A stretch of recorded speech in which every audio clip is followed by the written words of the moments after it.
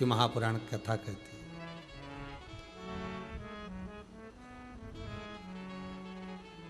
क्या गलती हो गई थी?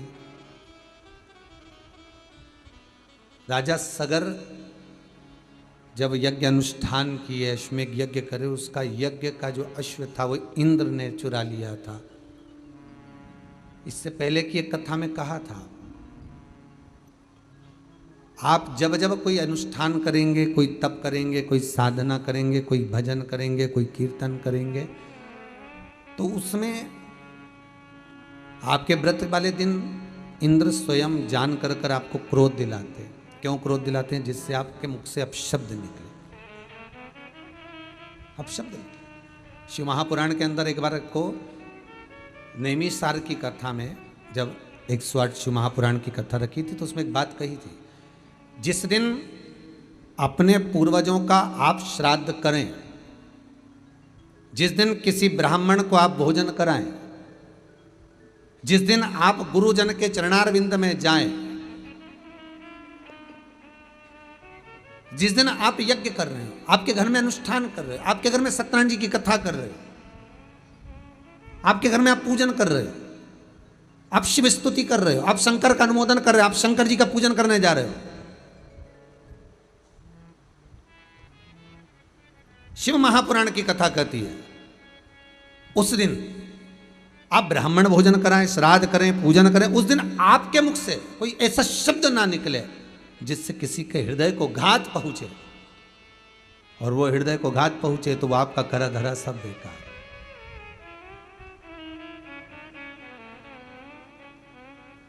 पहले भी काज फिर कहते हैं, आप मंदिर में अगरबत्ती लगाएं ना लगाएं, आप मंदिर में दिया जलाएं ना जलाएं, आप मंदिर में चंदन लगाएं ना लगाएं, आप भगवान को जल चढ़ाएं ना चढ़ाएं, आप भगवान को पुष्प चढ़ाएं ना चढ़ाएं, पर इतना बात जरूर याद रखना कि आप इन सब चीज से बढ़कर है कि किसी का दिल ना दुखाए।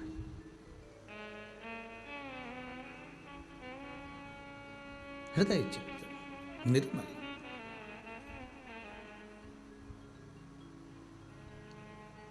ये चित्तवृत्ति निर्मल हो, फिर जो सुख मिलेगा, वो आनंद जो मिलेगा वो अलग ही रहेगा, अलग ही। संत तुकाराम जी का चरित्र याद आ गया। एक सेठ जी गंगा नहाने गए, खूब सारा सामान लेकर गए, खूब लड्डू पेड़ा गुलाब जामुन इमरती भजिया पकोड़ा कड़ी पुड़ी सारी सामान, खूब सोना चांदी हीरा मोती सब ले गए, गंगा नहाने के लिए गए, खूब बांटा, खूब बांटा, और गंगा नहाए बाहर निकले तो घाट पे आके खूब गालियां दी, जिन जिन को दान दिया उनको खूब खूब गाली दी। पंडित लोग भी लिए थे, कुछ ब्राह्मण, कुछ साधु, कुछ सन्यासी, घाट पे तो यही देंगे और कौन रहेगा। जिन जिन गरीबों को दिया, भिखारी को दिया, भिक्षुक को दिया, ब्राह्मण आदि को दिया, जो जिसको दिया सबको गालियां दी खूब। संत तुकाराम जी बैठे बैठे देख रहे थे। तुकाराम जी ने पूछ लिया सेठ जी के पास आकर, क्यों क्यों सेठ जी, तुम तो गंगा नहाए थे, सबको खूब दान दे रहे थे, सारे पूरे हरिद्वार के लोग बोल रहे खूब दान दिया, सेठ जी ने खूब दान दिया, और आप गालियां दे रहे हो। तो सेठ जी बोले गाली नहीं दो तो और क्या करूं। एक महाराज जी ने कहा था मेरे शरीर में रोग हो गया, तो महाराज जी बोले थे खूब दान करना, और दान करने के बाद गंगा जी में डुबकी लगा लेना, बिल्कुल सही हो जाएगा। तो फिर गाली काय को दे रहा हूं। सेठ जी बोले मैं तो सही नहीं हुआ, पूरा शरीर वैसा की वैसा ही है, दान अलग चले गया लाखों रुपए का, और शरीर वैसा की वैसा ही।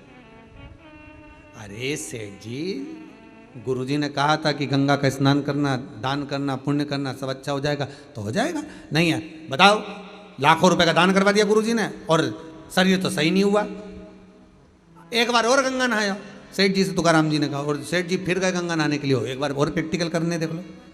प्रैक्टिकल करने में क्या जा, फिर नहाने के लिए गए। जैसे ही नहाने के लिए गए, तुकाराम जी इनके ऊपर चढ़ गए, इनने लगाई डुबकी और तुकाराम इनकी कंधे पर बैठ गए, दबाए नीचे से सेठ जी का गला, और सेठ जी पानी के अंदर, और खूब, अब तो सेठ जी के प्राण छूटने लगे पानी के अंदर। सेठ जी चिल्लाए भगवान बचाओ, भगवान बचाओ, अंदर ही अंदर स्मरण कर रहे, हे भगवान अब तुम मरा, हे भगवान अब तुम मरा, अब तुम ही बचा सकते हो। और सेठ जी ने पुकारा तुकाराम जी नीचे उतरे सेठ जी की बड़ी मुश्किल से सांस में सांस आई, पानी में से घबरा के बाहर निकले, सीधे घाट पे भाग गए। घाट पे भागे और जाकर देखा तो अब शरीर बिल्कुल सही हो गया, एकदम बढ़िया। सेठ जी ने तुकाराम जी से पूछा तुम कौन? तुकाराम जी बोले हम तो यहीं घाट पे रहते। अच्छा अच्छा, बताओ वो महाराज सही नहीं कर पाया और तुमने 2 मिनट में सही कर दिया। तुकाराम जी बोले मैंने सही नहीं करा, सही उसी महाराज ने करा था। बात इतनी सी थी, महाराज जी ने कहा था दान करने के बाद गंगा में स्नान करना, दिल से करना, प्रार्थना कर कर करना, विनय से करना और हृदय और विश्वास से करना। जब विश्वास से गंगा नहाओगे तो शरीर ठीक हो जाएगा। महाराज ने इतना कहा था, पर तूने दान भी करा, सब कुछ करा, पर तूने जो गंगा स्नान करा ना वो विश्वास से नहीं करा। तू नहाया जरूर, महाराज जी ने कहा तो नहा लो, पर तेरे अंदर को भाव जागृत नहीं होता वो विश्वास। पर जिस समय तू गंगा में नहाने दूसरी बार गया और मैंने तेरा गला दबाया और तुझे घबराहट हुई तो तुझे लगा अब तो मर ही जाऊंगा, तब तूने भगवान को पुकारा। जैसे हाथी का पांव मगर ने पकड़ा था, हाथी रोज भगवान को पुकारता था क्या? नहीं, पर जब पांव को पकड़ा और पुकारा तब भगवान सामने आए। जब हम जाकर दिल से पुकारेंगे तब तो देवाधिदेव महादेव हमारे सामने प्रकट होगा कि भगवान आओ, बहुत दुखी हूं, हृदय से कहती हूं, बहुत तकलीफ है मुझे, बहुत दुख है मुझे।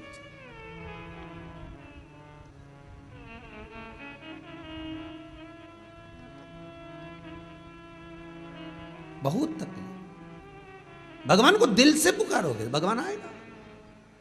अब जब तुम दिल से ही नहीं पुकारोगे, तुम्हारी चित्तवृत्ति में जब हृदय चित्त में भगवान संजोएगा ही नहीं, भगवान को पुकार ही नहीं पाओगे तो भगवान मिलेगा। अरे फिर कहूंगा, श्रावण के महीने में आप पूरे मोहल्ले में, नगर में, कॉलोनी में, सोसाइटी में, जहां चाहो वहां देखना लोग चंदन लगाए मिलेंगे। लोग खूब शंकर जी की आराधना, रुद्राक्ष की माला, ये वो, और खूब बाबा के भस्म लगा के भगवान को रिझाने का प्रयास करेंगे। पर भगवान जानता है कि ये बरसाती मेंढक है। भगवान को मालूम है ये केवल बरसात में आएगा, चंदन वंदन लगाएगा, को नोटंकी करेगा, नाटक करेगा, हर हर महादेव और भम करना और दंडवत करना और लोटा भर भर के स्नान कराना, सहस्त्र धारा का अभिषेक कराना और हजारों बेलपत्र समर्पित कर देना, ने भांग का प्रसाद बढ़ो, ने खिचड़ी का प्रसाद बढ़ो, ये करेगा नाटक। शंकर जी के सब मालूम है, इसलिए तो शंकर जी आंख बंद करके बैठा है। पार्वती जी तो कई बार बोलती है इतना बड़ा भगत आया तुमने आंख नहीं खोली। भगवान बोले फालतू की बात मत कर, चुपचाप बैठी रहे। अपने नहीं बोलना है कि बीच में बिल्कुल नहीं बोलना, ये क्या कर रहा है इसको करने दे, अपने नहीं बोलना। नवरात्रि आए मैं तो नंगे पैर व्रत रखूंगी, मैं तो लौंग नहीं खाऊं, मैं तो पानी नहीं पीऊं, मैं तो ये नहीं करूं। तो भगवान बोले तू कुछ मत कर, भजन तो कर। ने नाटक इतना बड़ा कर, भजन के टाइम में बस 2 टाइम आरती कर दी, जय अम्बे गौरी, जय श्यामा गौरी, 2 टाइम आरती करे और दिन भर फरियाल चरे। भगवान भी सोचे काई मतलब। इसीलिए तो आपको बार बार कहते दिन भर चरो, एकादशी करो। सावन के महीने में भी हम नहीं बोलेंगे तुमसे कि तुम व्रत करो, हम तो ये कहेंगे खूब प्रेम से खाओ पर भगवान का गुण गाओ। एक पक्षी जब जब दाना उठाता है तब तक भगवान को नमन करता है, शीश झुका झुका के कि धन्यवाद तूने मुझे खाने को दिया। और हम तो ऐसी छाती ठोक के खाए नहीं, एक बार राम नहीं किया कि धन्यवाद तूने खाने को दिया। आज मुझे चावल मिला, कि रोटी मिली, कि पूड़ी मिली, अच्छा मैंने जोरदार कपड़ा पहना, तेरी कृपा। आज मैं खूब आनंद से कथा सुन रहा हूँ, ये तेरी कृपा। हम भगवान को धन्यवाद कब देंगे? हम दें उसको धन्यवाद। तेरा ही दिया मैंने खाया पिया है, तेरा शुक्रिया है, तेरा शुक्रिया, ये तेरी कृपा है, ये तेरी। आज भोंडे परिवार अगर कथा करा रहा है तो भोंडे परिवार को ये नहीं भावना चाहिए कि हम कथा, नहीं नहीं आप नहीं करा रहे हो, ये तो पूर्वजों की पुण्य की गुल्लक भराई है। कहीं भोंडे परिवार के ये पुण्य की गुल्लक भराई है, कहीं इनके दादा परदादा जो भले शांत हो गए, पिता आदि कहीं शिव के उपासक होंगे, कहीं शंकर के करुणा हुई होगी, कहीं पुण्य की गुल्लक भराई होगी, तब जाकर ये बेटे और बहू, ये सोनम जी और विजय जी, इन लोगों ने आज ये शिव महापुराण की कथा को अपने माता के साथ में संजोया। ये कृपा शिव कर।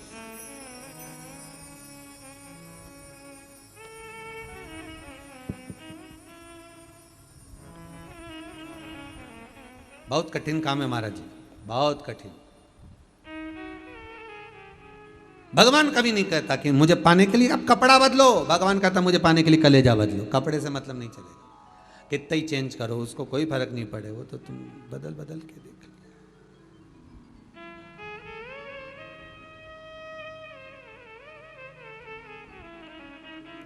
एक लड़की को देखने जाएं लड़के वाले तो कहते हैं साहब साड़ी पे, अभी आपने सूट पे दिखा दिया, अब साड़ी पे दिखा दे, तो कपड़ा बदलने से कही हो, सूट पे देखो चाहे साड़ी पे देखो। या तो चित्त वृत्ति बदलना चाहिए, मन बदलना चाहिए, तब शिव मिले।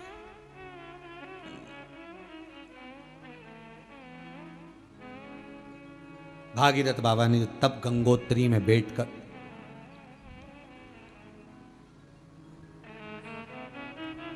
वो गंगोत्री की पावन धरा जहां गंगा बहकर आ रही, किसके लिए करा, किसके लिए? केवल अगर करा है तो जो इंद्र अश्व चुरा कर ले गया था अश्वमेघ यज्ञ का, और वो अश्व कहाँ था, इंद्र ने ले जाकर दूर छोड़ दिया, वो कपिल मुनि के आश्रम में चर रहा था। सगर के पुत्रों ने देखा, और राजा सगर के पुत्रों ने देखकर कहा कि बताओ ये संत ही ऋषि है, अश्वमेघ यज्ञ का जिसने अश्व चुरा लिया ये ऋषि है।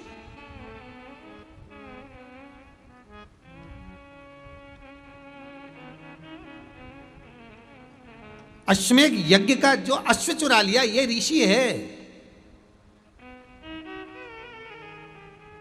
बहुत सतर्कता की कथा है भागीरथी मारी।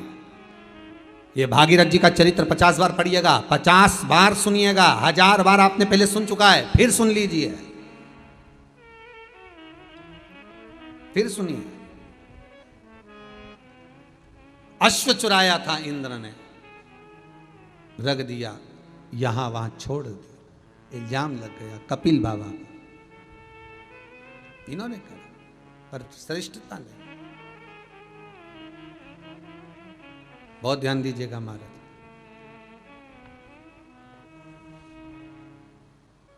शब्दों के जब तीर चलाए गए बाबा को अच्छा नहीं लगा।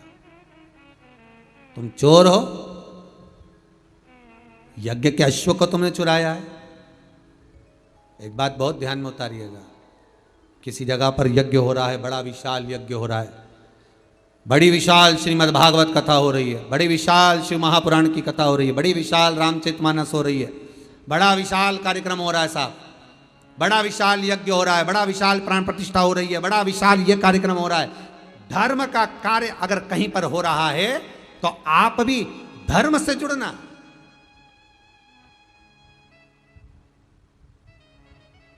कमाने के उद्देश्य से नहीं जुड़ना, धर्म से जुड़ने का प्रयास करें।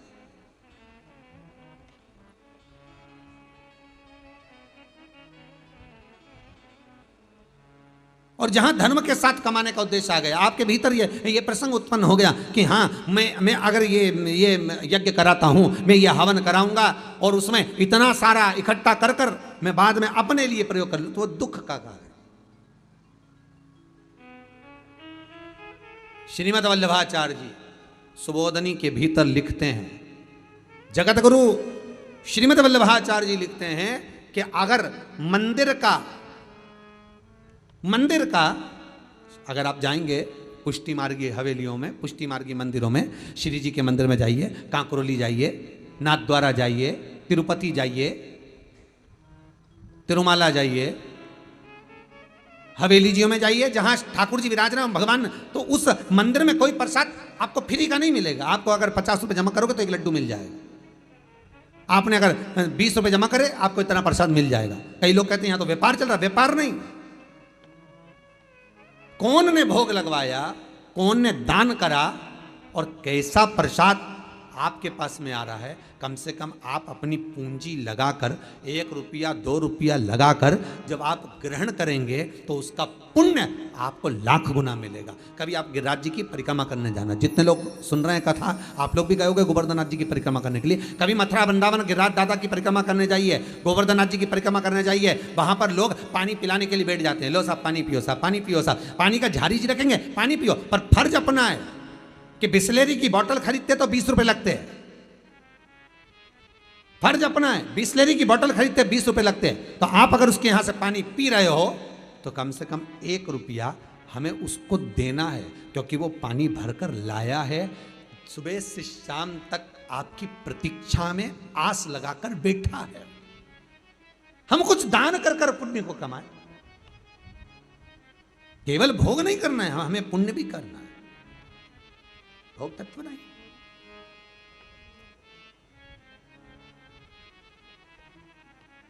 कभी पुण्यता का भाग, कभी पुण्यता। उमापति राखो मेरी लाज,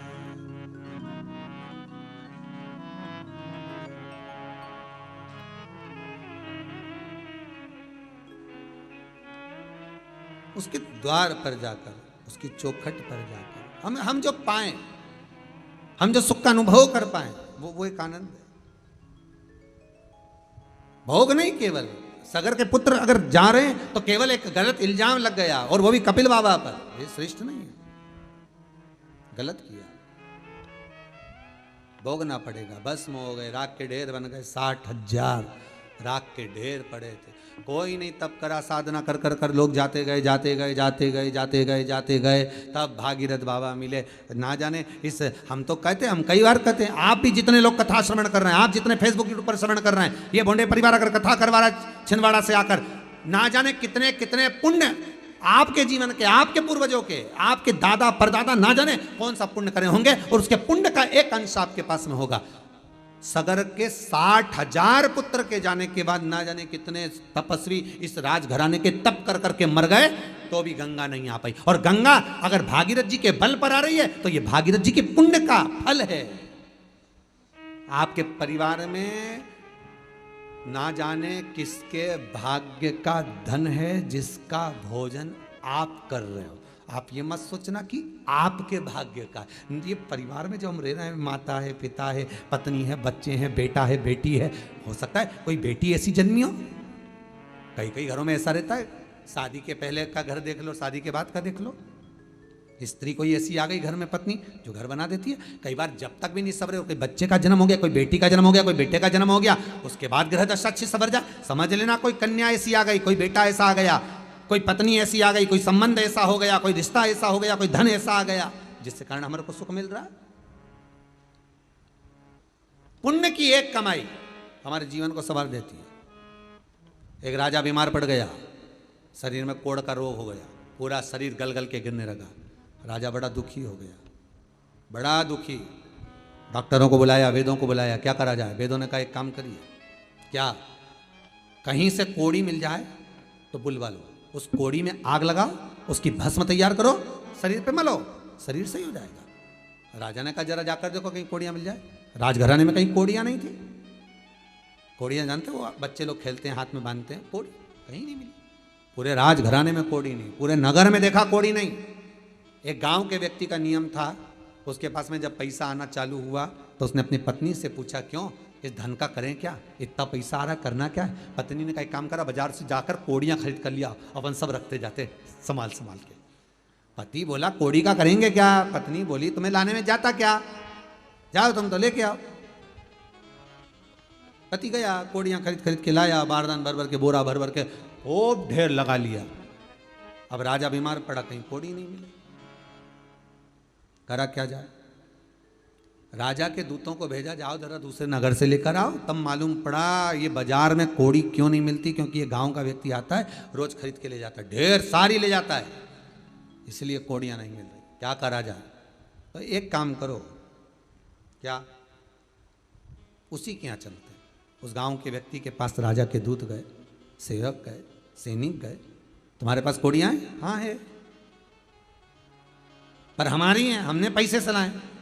राजा बीमार पड़ा है, लाओ कोड़ियाँ दो। हम हमारी कोड़ी नहीं दे सकते, हमारे पैसे की है। डराया धमकाया, जेल में डालने की बात आ गई।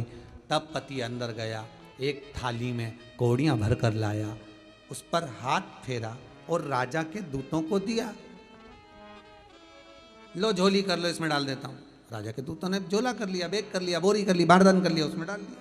फिर भर कर लाया, फिर हाथ फेरा, फिर डाल दिया। फिर भर कर लाया, फिर हाथ फेरा, फिर डाल दिया। राजा के सैनिकों ने कहा, तू कोड़ियां अंदर से ला रहा है, हाथ फेर रहा है, सीधे क्यों नहीं डाल देता? ला कर बोरा उठाकर क्यों नहीं दे देता? झोला उठाकर क्यों नहीं दे देता? उसने कहा, भैया कोड़ियां थाली में लेकर आ रहा हूं, उस पर हाथ इसलिए फेर रहा हूं कि उन कोड़ियों में मैं वो कोड़ी ढूंढ रहा हूं कि ऐसी कौन सी कोड़ी आ गई जो मेरे इतने सारे धन को लेकर जा रही है। उस कोड़ी को ढूंढने का प्रयास कर रहा हूं।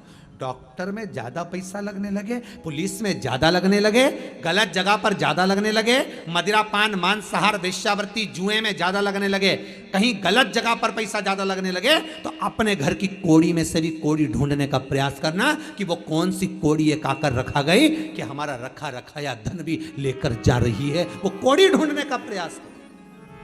और घर में अगर लोग शिव महापुराण की कथा सुन रहे हैं, घर में अगर परिवार वाले शंकर की कथा में लगे हैं, शिव महापुराण की कथा में कथा करवा रहे हैं, शंकर के कथा का अनुमोदन कर रहे हैं, शिव तत्व में डूबे हुए हैं, दान हो रहा है, पुण्य हो रहा है, सत्कर्म हो रहा है, भजन हो रहा है, कीर्तन हो रहा, तो वो कोड़ी ढूंढने का प्रयास करना कि भगवान ने ऐसी कौन सी कोड़ी दे दी जो मेरे हाथों से शिव महापुराण की कथा करवा ली, मेरे हाथों से दान करवा लिया, मेरे हाथों से पुण्य करवा लिया, मेरे हाथों से सत्कर्म करवा लिया। वो कोड़ी कौन सी है,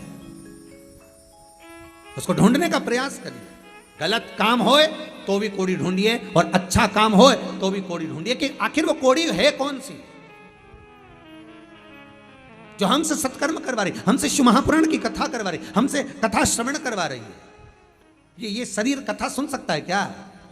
आधा घंटा आप कहीं नहीं बैठो, पर 3 घंटे 2 बजे से 5 बजे तक आस्था चैनल पर शिव महापुराण की कथा अगर श्रवण कर रहे हो, बैठकर सुन रहे हो, तो भगवान से प्रार्थना करना, आज तूने कौन सा अन्न मुझे खिलाया जो मुझे सत्संग श्रवण करने का मौका मिला।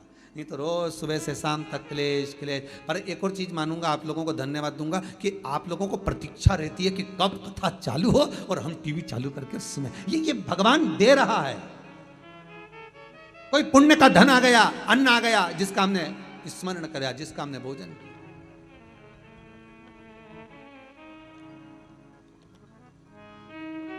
ये उसकी कृपा, ये उसकी दया, उसकी करुणा। और जब तक वो कृपा ना करे, जब तक वो करुणा ना करे, तब तक मुश्किल है, मुश्किल, बहुत मुश्किल। शिव करुणा सागर करुणा कर तो जीवन का सुख मिले क्यों ना, क्यों ना मिले। उमापति राखो मेरी लाज, उमापति रखियो मेरी लाज, उमापति रखियो मेरी लाज, उमापति रखियो मेरी लाज, उमापति रखियो मेरी लाज। भूल के सारी दुनिया भोले, भूल के सारी दुनिया भोले, भूल के सारी दुनिया भोले, भूल के सारी दुनिया भोले, तुम्हें पुकारूं आज, उमापति रखियो मेरी लाज, उमापति रखियो मेरी लाज, उमापति रखियो मेरी लाज, उमापति रखियो मेरी लाज, उमापति रखियो मेरी लाज, उमापति रखियो मेरी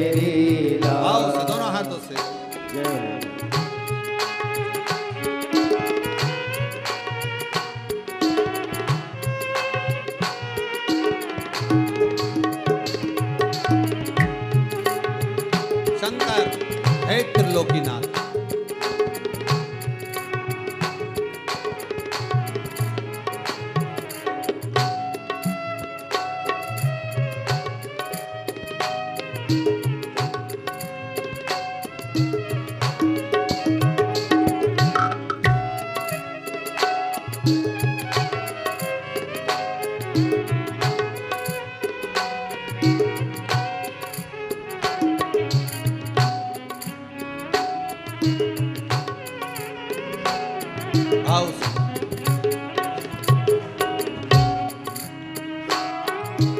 जोड़ लिए मैंने प्रीत के धागे, जोड़ लिए मैंने प्रीत के धागे, सब फीका लगे तेरे आगे, सब फीका लगे तेरे आगे।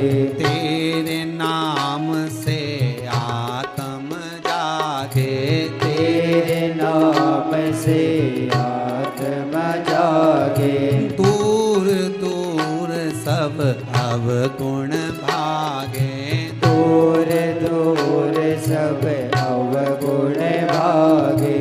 रोम रोम में तुझे पुकारूं, रोम रोम में तुझे पुकारो, रोम रोम में तुझे पुकारूं, रोम रोम में तुझे पुकारो। ओ रखना मेरी लाज, उमापति रखियो मेरी लाज, उमापति रखियो मेरी लाज, उमापति रखियो मेरी लाज, उमापति रखियो मेरी लाज। भूल के सारी दुनिया बोले, भूल के सारी दुनिया बोले, भूल के सारी दुनिया बोले, भूल के सारी दुनिया बोले। ओ तुम्हें पुकारूं आज, उमापति रखियो मेरी लाज, उमापति रखियो मेरी लाज, उमापति रखियो मेरी लाज, उमापति रखियो मेरी लाज।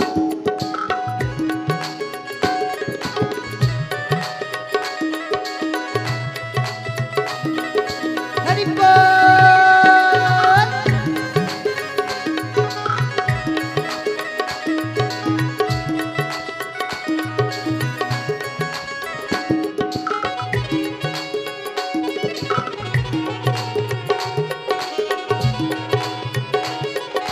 जय हो।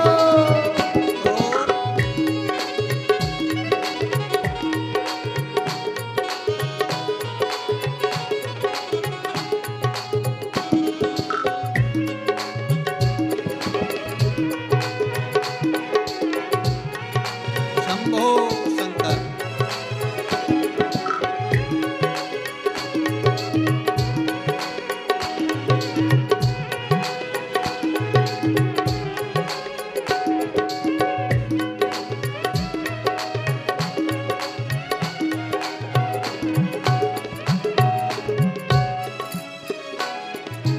तेरी दया के बादल बरसे, तेरी दया के सागर घर से, व्याकुल मनवा काहे तरसे, व्याकुल मनवा काहे तरसे। कालो विपदा मेरे सर से, कालो विपदा मेरे सर से, सुख पाए तेरे ही दर से, सुख पाए तेरे दर से। भाग्य विधाता अंतर्यामी, भाग्य विधाता अंतर्यामी, ओ भाग्य विधाता अंतर्यामी, भाग्य विधाता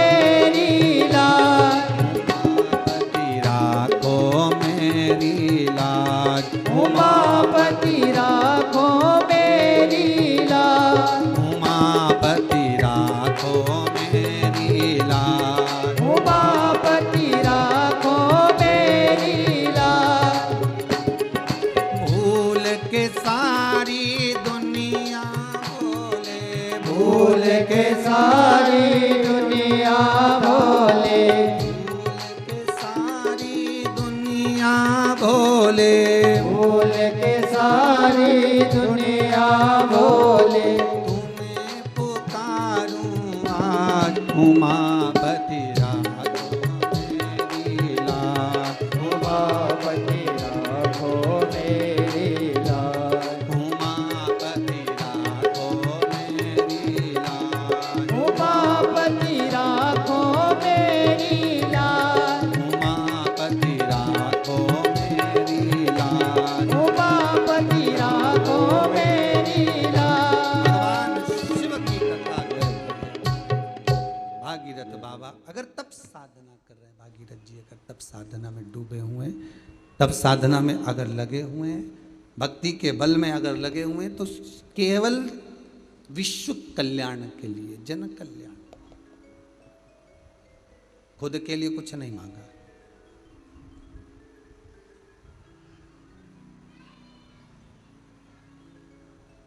शिव कथा, शिव महापुराण की कथा ये दुख का हरण करने वाली। पहले भी कहा, आज फिर कहते हैं, जिसके मोहल्ले में, कॉलोनी में, सोसाइटी में, जहाँ कहीं कोई मान लो अधोगति में मर गया है, चले गया, निवेदन है थोड़ा सा टीवी का वॉल्यूम तेज कर कर आप उसको, उस जीव को सुना दो जो कोरोना महामारी में भी चला गया, श्रवण करा।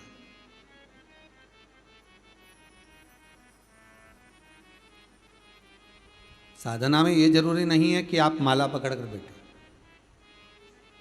साधना में ये जरूरी है कि मन को साध लें।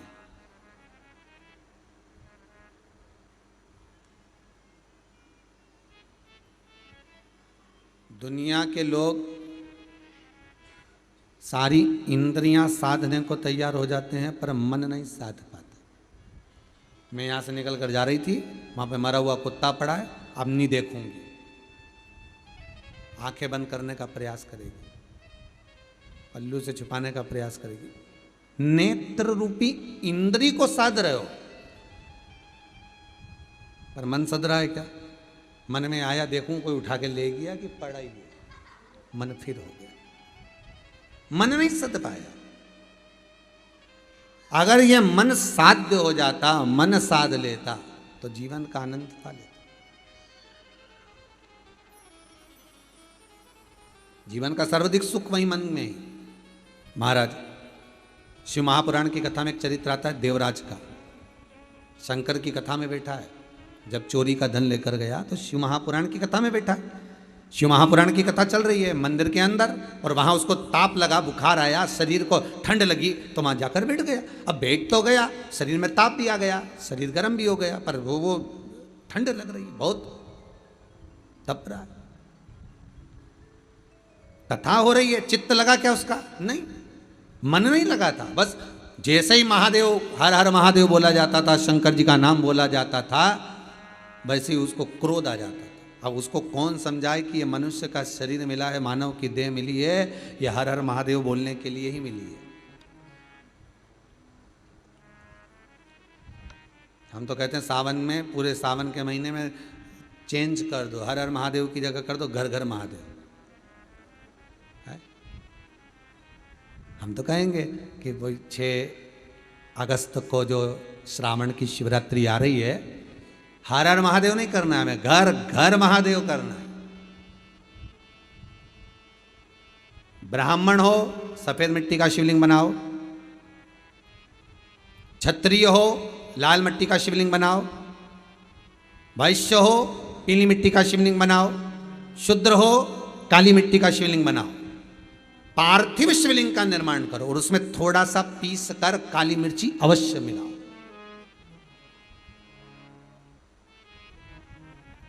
और आस्था चैनल के माध्यम से